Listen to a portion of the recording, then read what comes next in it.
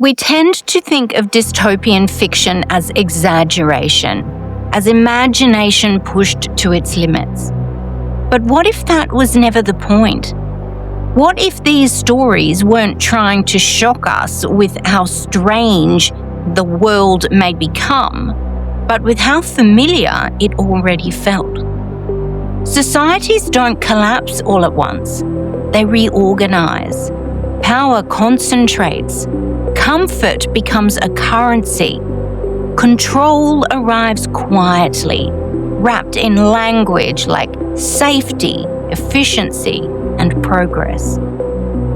Dystopia doesn't announce itself as tyranny. It arrives as a series of reasonable decisions, each one easier to accept than the last. And the most unsettling question isn't, could this happen? It's, what if it already has?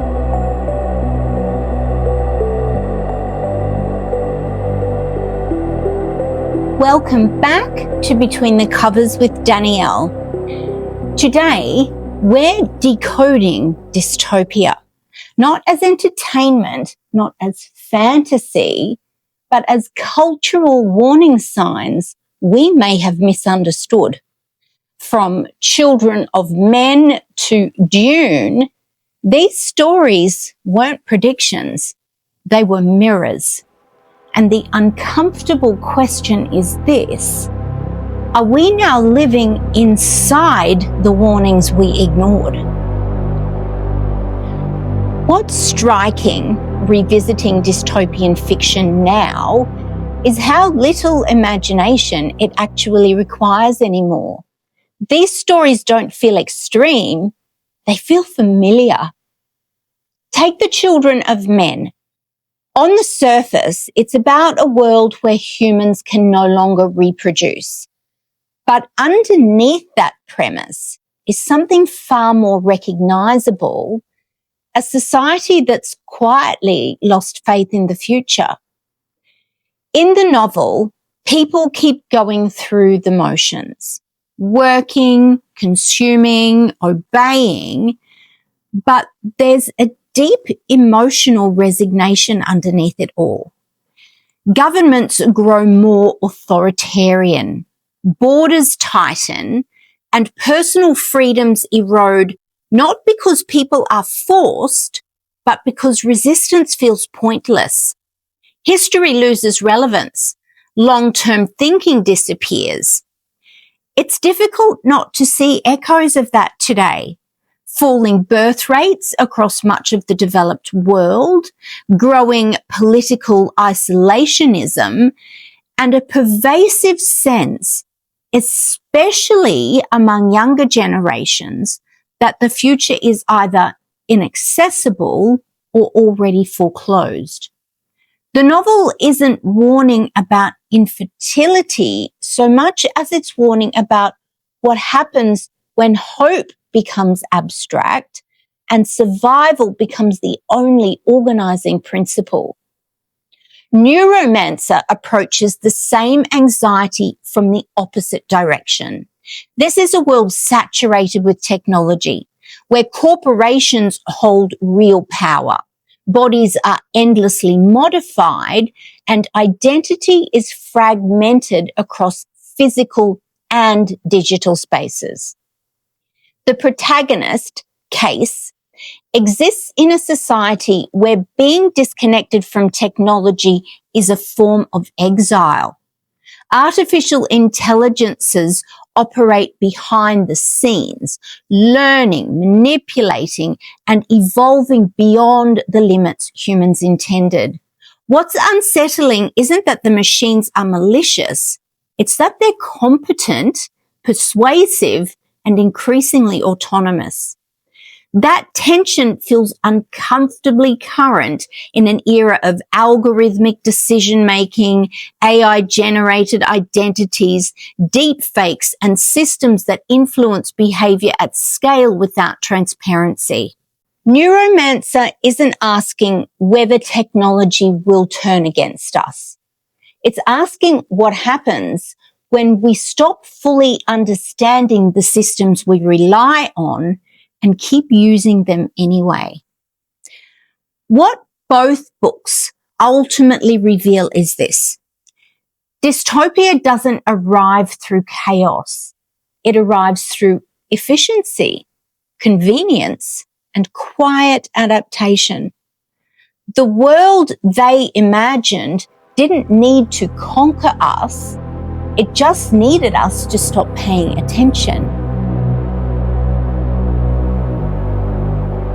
What these stories make clear is that dystopia isn't something imposed on people who resist. It's something normalized among people who adapt. The worlds and realities imagined in The Children of Men and Neuromancer aren't defined by dramatic collapse, but by gradual accommodation. Each compromise feels reasonable, each shift feels temporary, and by the time anyone thinks to question it, the systems are already in place. Which brings us to the uncomfortable question we need to ask next. When technology becomes the quiet architect of daily life, shaping what we see, what we value, and what we accept, how much agency have we already handed over without noticing? If earlier dystopias explored what happens when societies lose faith in the future or surrender themselves to systems they no longer understand, these next novels ask a more intimate question: how control actually feels when you're living inside it. In 1984, control is overt, relentless, and psychological. This is a world where surveillance is constant, language is deliberately eroded, and even private thought becomes a political liability. What stays with me most isn't just the presence of Big Brother, but the way reality itself becomes unstable.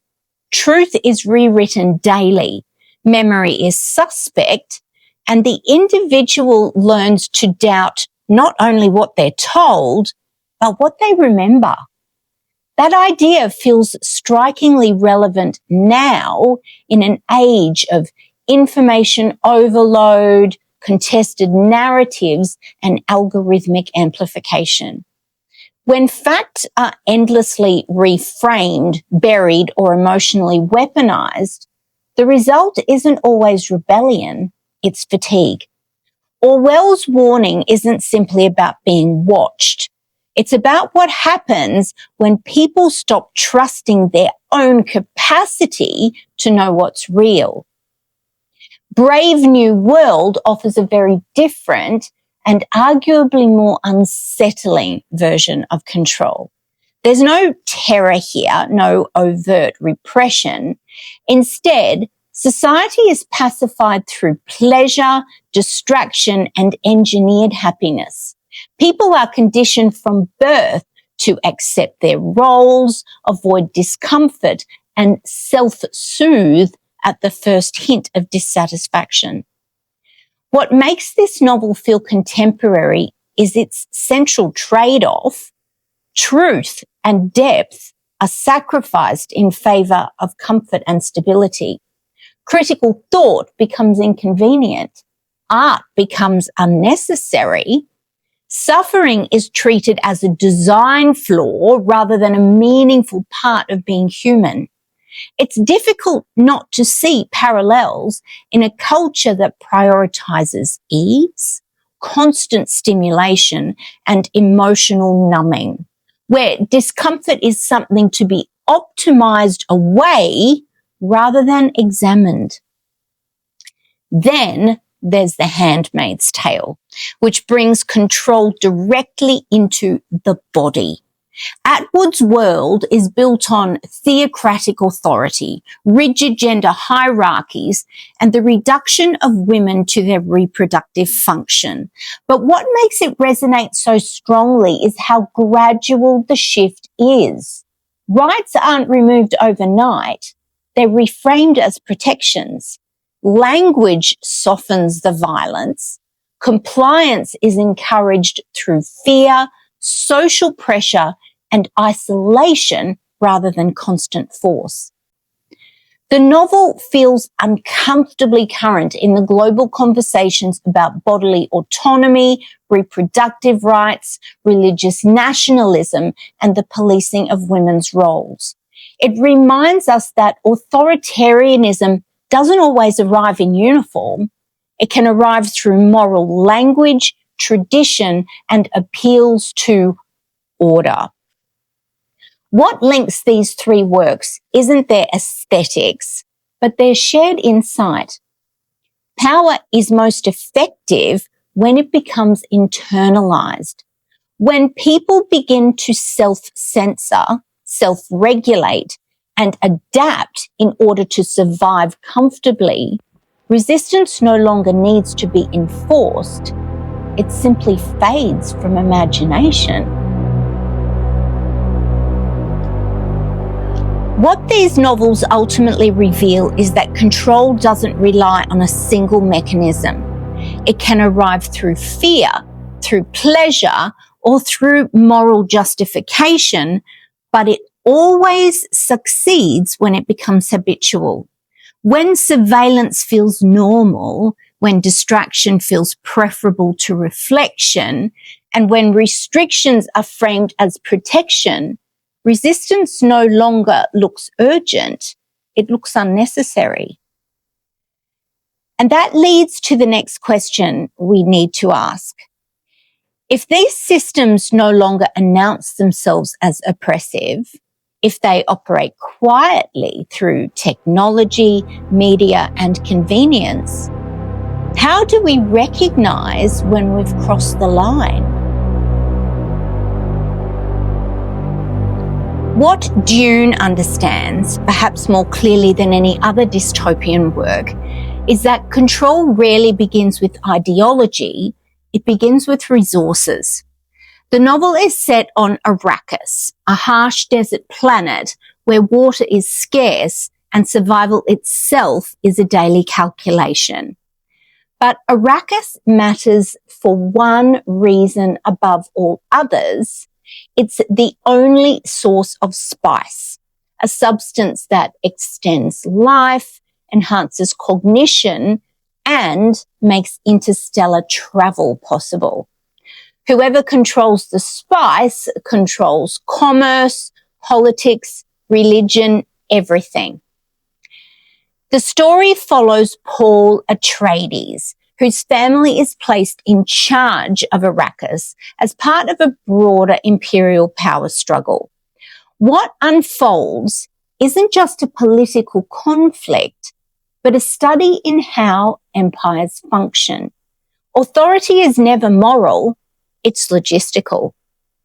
Power flows to those who manage scarcity, who regulate access, and who can turn necessity into dependence. What makes Dune feel so contemporary is how clearly it links environmental collapse, corporate interest, and political domination. Water becomes sacred. Survival becomes ritualized. Indigenous knowledge is exploited, then romanticized, then overridden, and resistance movements are shaped sometimes deliberately by those who benefit most from the system remaining intact. Herbert is also deeply skeptical of saviors. Paul's rise is framed not as uncomplicated heroism, but as something dangerous. Charismatic leadership, prophecy, and myth-making become tools of control just as potent as armies or markets. People don't just obey power, they believe in it. In a world increasingly defined by climate anxiety, resource insecurity, and geopolitical tension over energy, data, and supply chains, Dune doesn't feel like distant science fiction. It feels like a warning about what happens when survival itself becomes commodified and when those who promise solutions also consolidate power in the process. What Dune ultimately exposes is this: the future isn't shaped by who has the best ideas. It's shaped by who controls what everyone else needs to live. Dystopian fiction doesn't ask us to predict the future. It asks us to recognize patterns, how power consolidates, how comfort numbs, how control often arrives quietly, one reasonable decision at a time. What stays with me isn't the extremity of these imagined worlds, but how familiar so many of their conditions feel when we pause long enough to notice them. That's where their relevance lives, not in spectacle, but in proximity. If this episode has given you something to sit with, I'd love you to stay with the conversation. You can subscribe here on YouTube or follow my podcast wherever you listen so you don't miss what's coming up next. Next Sunday, we're slowing things down and turning inward. I'll be exploring the lost art of marginalia, the forgotten practice of writing in our books, underlining passages, folding corners, leaving traces of who we are in the margins, not as nostalgia, but as evidence of thought, of feeling, of an interior life unfolding over time. What our books remember about us long after we've forgotten. If you've ever opened an old book and felt strangely confronted by your past self, that conversation is where we're headed next. Thank you, as always, for spending this time with me. Take care of your inner life, and I'll see you between the covers.